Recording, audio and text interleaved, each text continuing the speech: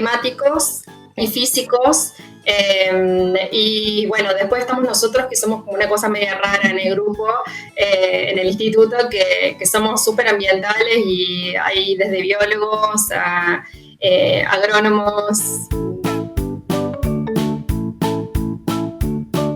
Salió como muy natural. Desde muy chica siempre supe que quería ser bióloga, lo cual es muy raro, pero desde que tenía 10 años recuerdo que decía que quería estudiar biología.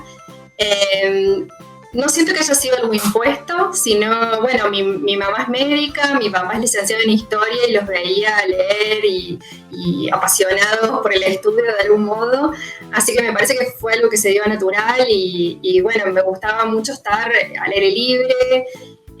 Me gustaban las ciencias naturales, era mi materia preferida en el colegio, la geografía también me gustaba mucho, así que creo que es algo que se fue dando muy naturalmente.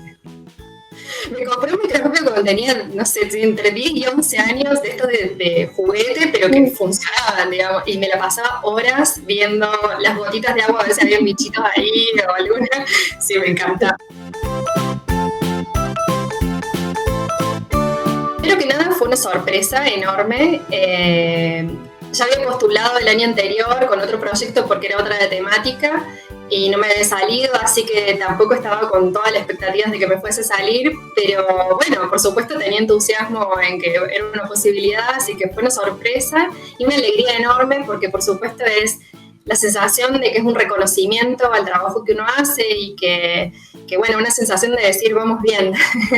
De hecho, me enteré porque me llamó Ana Franchi, la presidenta de CONICET, y fue realmente un shock cuando me dijo soy Ana Franchi, no entendía nada. Y bueno, ella me dijo algo que no recuerdo las palabras precisas, pero realmente es lo que siento, que fue algo así como, esto es una manera de decirte que vas bien, así que seguí para adelante, y la verdad esa es la sensación, al menos en lo personal, y también considerando que, bueno, soy investigadora asistente, estoy hace 2 años formando un poco mi línea de investigación, así que también es como una especie de halago, por así decirlo, de decir vamos por un buen camino.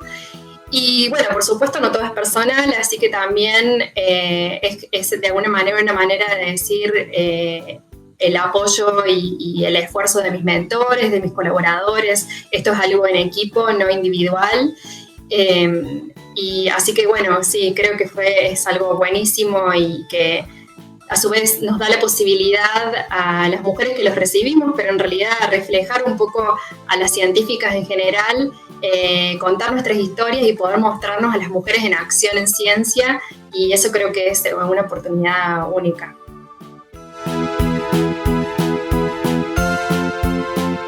Esto busca entender cómo circula el agua en las montañas del centro de Argentina, que son montañas semiáridas, es decir, que tienen una precipitación restringida a solo 6 meses. Entonces, la pregunta que más me fascina, por así decir, que quiero responder, es decir, ¿cómo puede ser que hayan montañas que reciben solo 6 meses de precipitación y logran mantener agua en sus ríos durante todo el año? Y a su vez, la población, la agricultura y la industria de toda esta región centro del país se alimenta de esa agua, ¿no? Y dependemos de esa agua. Entonces es muy importante social y económicamente.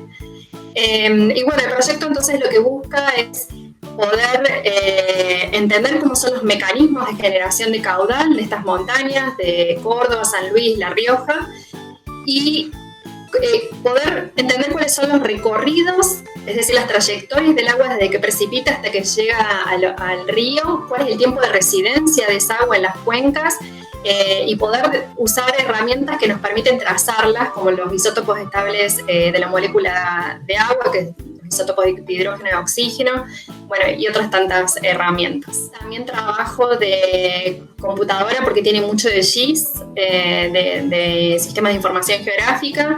También busco hacer algunos análisis con bases de datos. Hay muchos ríos que tienen datos históricos, entonces poder entender cómo es la respuesta hidrológica de las cuencas ante distintas precipitaciones en lo que fueron todos estos años, y hacer una proyección ante distintos escenarios de cambio climático, cómo van a responder estas cuencas.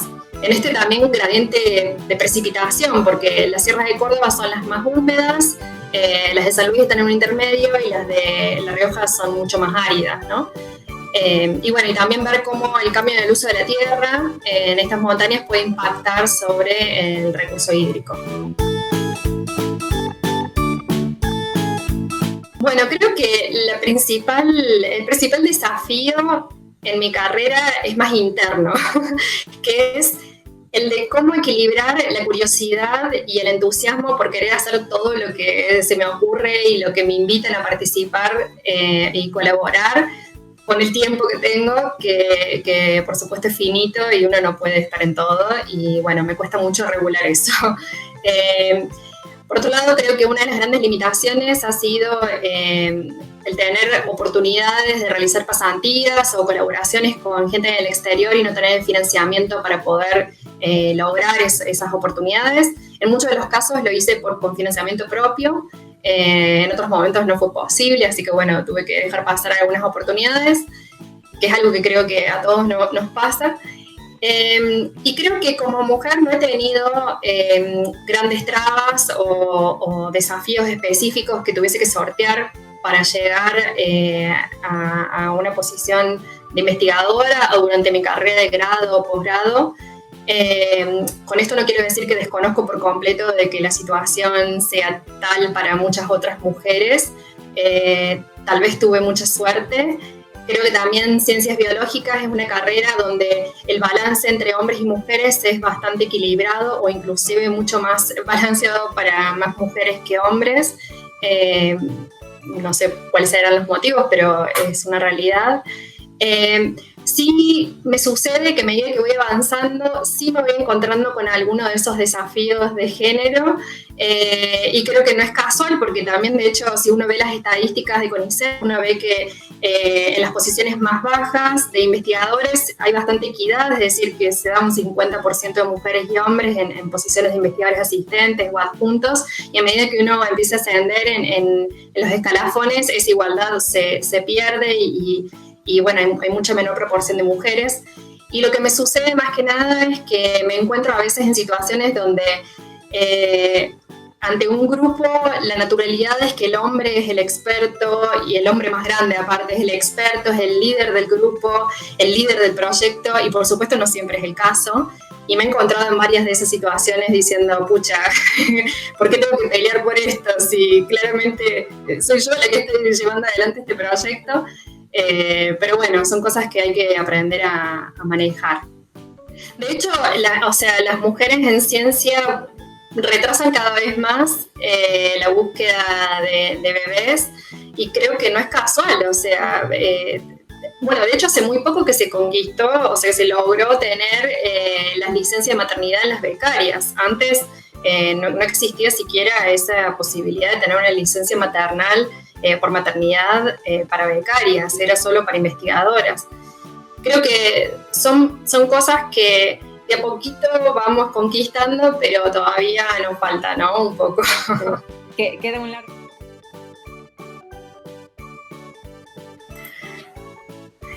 Primero que nada, creo que el rol de la mujer en ciencia es potencialmente el mismo que del hombre en ciencia. Entonces, partiendo de la igualdad, me cuesta pensar en cuál es el rol de la mujer en ciencia. Creo que es el mismo que el que tienen los hombres. Pero bueno, por supuesto que hay ciertas desigualdades. En Argentina estamos un poco mejor respecto a otros países del mundo, inclusive países como Estados Unidos, que uno pensaría en que las cosas son más equitativas. Sí, y bueno, un poco esto que mencionaba antes, que en los primeros escalafones hay mayor igualdad y a medida que uno va subiendo de categoría hay más desigualdad. Sí, en los últimos años es cierto que se han logrado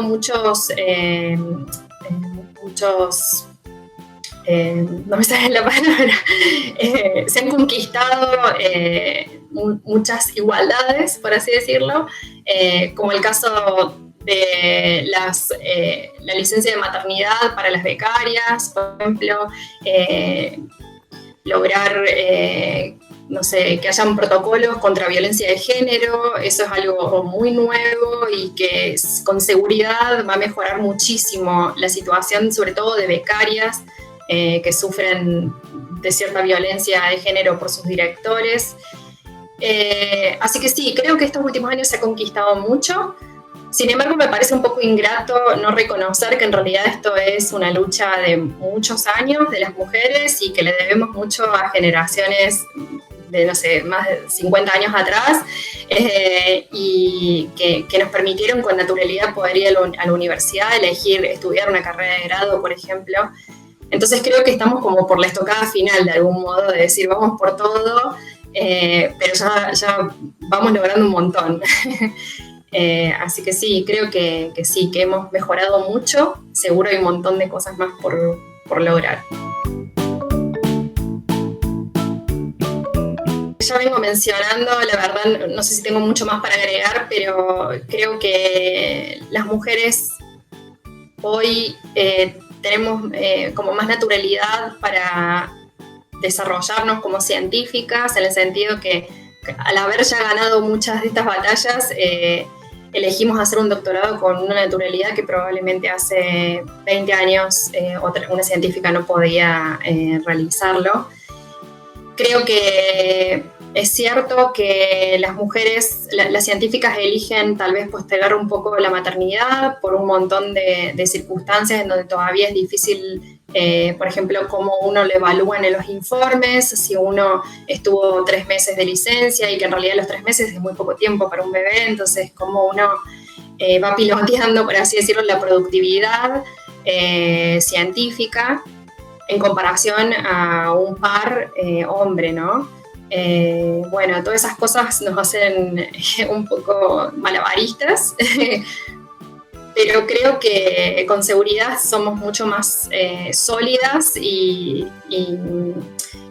gracias a la lucha, como venía diciendo, de muchas generaciones atrás de las mujeres en ciencia. Un poco veía un documental que salió hace poco que se llama Picture a Scientist, que discute las historias de vida de unas 3 o 4 científicas estadounidenses y cómo les tocó afrontar distintas situaciones de violencia de género muy extremas.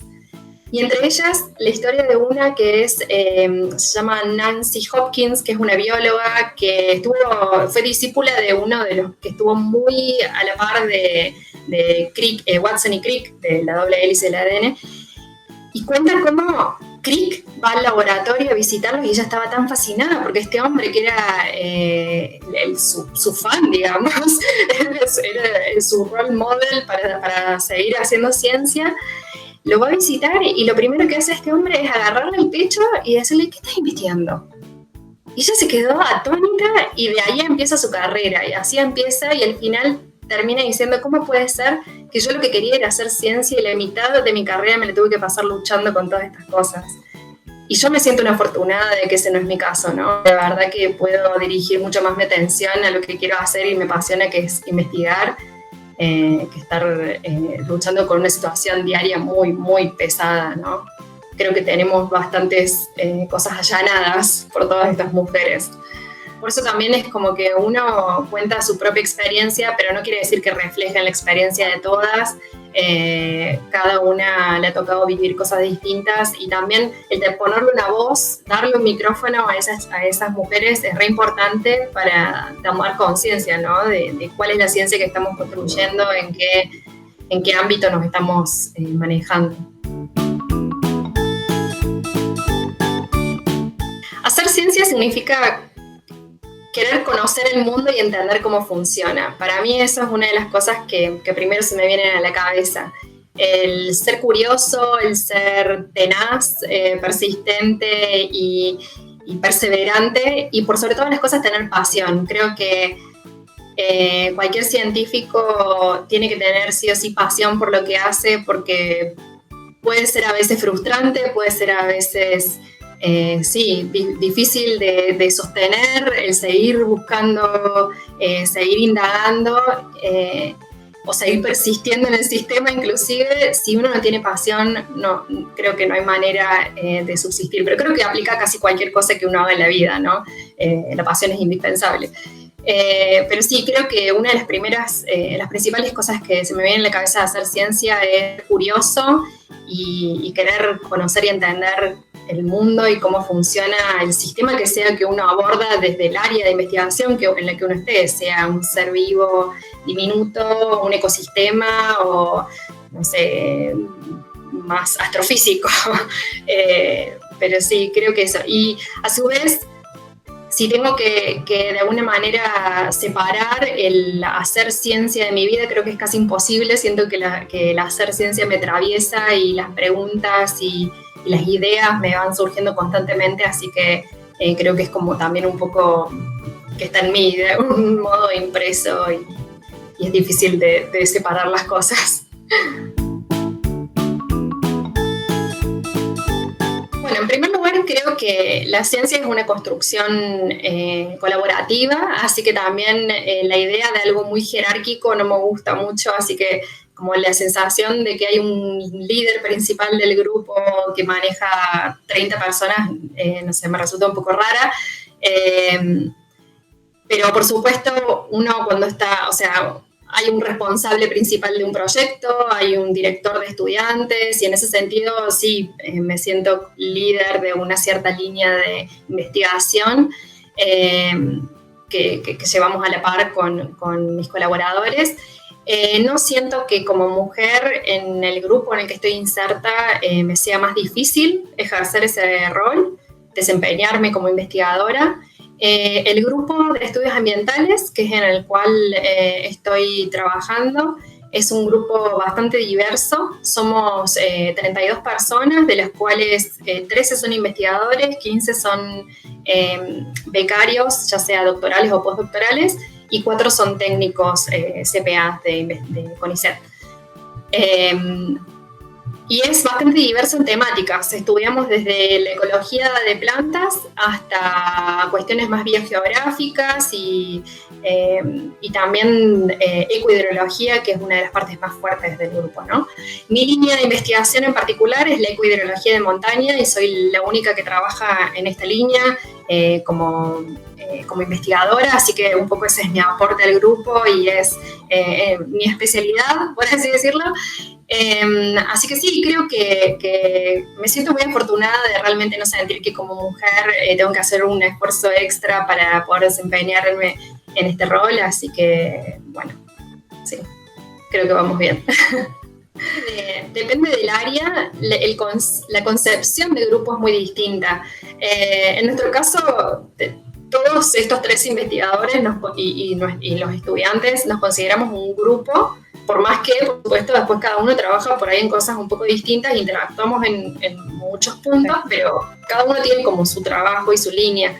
Pero nos consideramos un grupo. Pero, por ejemplo, si uno va a Estados Unidos o inclusive en el área más química acá en Argentina, en mi caso sería el laboratorio de María Poca y a mí eso me resulta un poco, no sé, como un camino muy individual y se hace un poco más aburrido, ¿no? Como en grupos es más colaborativo y uno también interactúa en temas un poco más diversos y no está tan encasillado en lo que uno hace nomás, sino que genera como interacciones más multidisciplinarias que creo que son súper enriquecedoras, o al menos a mí me resulta muy gratificante generar ese tipo de mezclas de temas, así que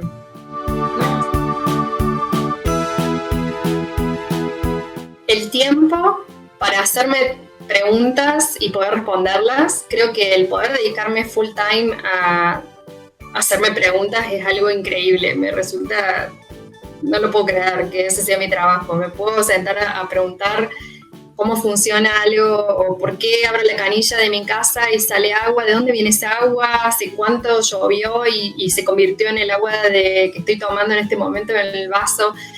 El poder responder preguntas que sean, por supuesto, importantes, interesantes y útiles para la sociedad, creo que es una de las cosas más gratificantes. También la posibilidad de ser útil, la posibilidad de sentir que con mi investigación puedo aportar a resolver problemas de la sociedad, como sea la provisión de agua, en cantidad, en calidad, cómo las distintas decisiones sobre el manejo del uso de la tierra va a afectar al recurso hídrico. Son preguntas que me interesan y que a su vez busco responder en conjunto con tomadores de decisiones, con gente del gobierno. Tenemos colaboraciones con tanto el Ministerio de Ambiente de la Nación como con algunos ministerios del gobierno provincial. Entonces, poder trabajar con la gente que puede de alguna manera llevar un paso más adelante la investigación que realizamos me entusiasma todo el tiempo y me hace sentir útil, y es algo que valoro mucho. Y bueno, la oportunidad de explorar el mundo también es algo que me resulta súper gratificante, con oportunidades como ir a un congreso o realizar una pasantía en algún otro lugar del mundo, conocer ambientes naturales completamente distintos a los nuestros de acá y conocer a su gente y sus culturas es como un plus agregado a la profesión que es, bueno, súper valioso. Y bueno, en realidad me ha dado tantas cosas esta profesión que hasta me ha dado una pareja con la cual disfruto el quehacer científico. Somos los dos científicos, así que también creo que, bueno, tengo de sobra de gratificaciones. En sí mismas, que sepan que pueden hacer cualquier cosa que se propongan y sobre todo que tengan pasión por lo que hagan, es decir, que vayan buscando su camino y buscando aquello que realmente les gusta y que les resulta que no pueden no hacer eso, que por ahí va la cosa, digamos.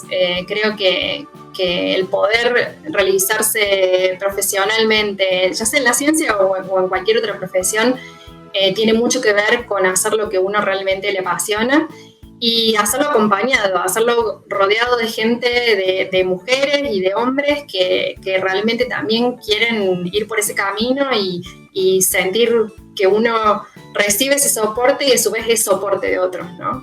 Creo que esas son las cosas que son más lindas de desearle a alguien que está arrancando.